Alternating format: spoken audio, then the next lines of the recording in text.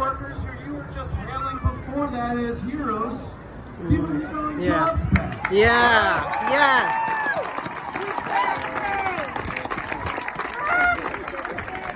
There's a lot of parents here. There's back pay, that's right.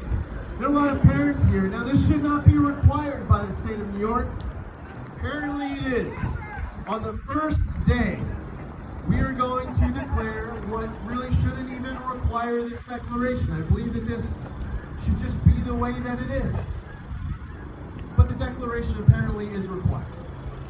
Parents have a fundamental right to control the upbringing of their child, and they do not relinquish that right by sending their kids off to school.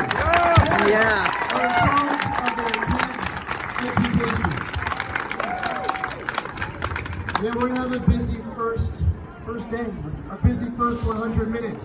Well, listen, as far as the economy goes and creating opportunity to unleash prosperity, I can't believe that you all have been able to make it this far, looking across the border at your friends just a few miles south, being able to tap into this natural gas.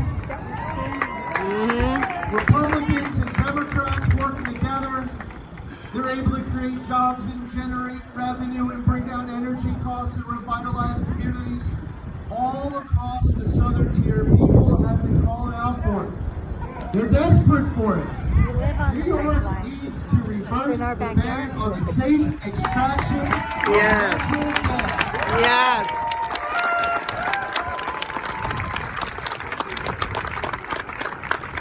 We'll call it the Broome County Boom. There are pipeline applications right now up in Albany that are being delayed and denied and instead should be getting approved. There is so much opportunity that is available to us, but first, we have to get it. So over the course of these last 48 hours, before the polls close at 9 p.m. on Tuesday, tell everyone, friends, family, neighbors, strangers, co-workers, social media, texts, emails, word of mouth, door knocking. Volunteer. Take your own initiative. Don't even wait for someone else to ask. I'm asking. And you're here.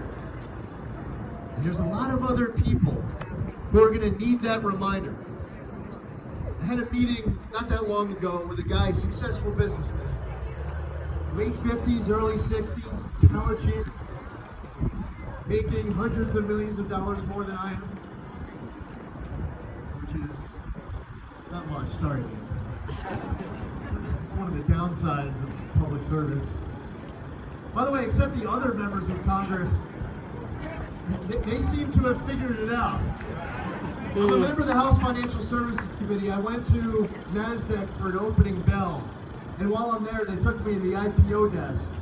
And they're like, okay, all the IPOs are about to come out. They're like, hey, this one's going to do this one's going to do that, this one's going to do this. Yeah. I immediately unheard and unsaw everything.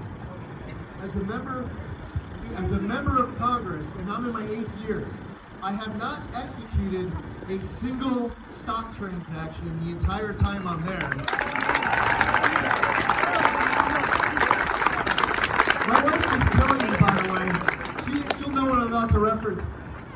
Right at the start of the pandemic, I said, if we were buying stocks, the stock that I would invest in is called Zoom. And then, so Diana was like, well, what if we did, $5,000 or $500 or like whatever that amount was? We're talking like just putting a few bucks behind it and seeing what happens. She knew what my answer was. We're not doing any stock transactions at all. And then she watched it go up to 600. I probably still have some black and blue marks on my shoulder. This person was worth far more than we were. And he said, you know what, we're about a half hour in the meeting. He says, you know what, I'm gonna register to vote. I was like, wait, hold on a second. You're not even registered to vote? This guy could have registered like 40 or 45 years ago. Successful businessman, a lot of employees. He was articulate on the issues. We can't make any assumptions that all these people in our lives are just gonna vote. And they're gonna need a reminder after a long day. It's 6 o'clock on Tuesday. We're gonna have to make sure that they show up. And make sure that they vote for this entire team. Top down, bottom up.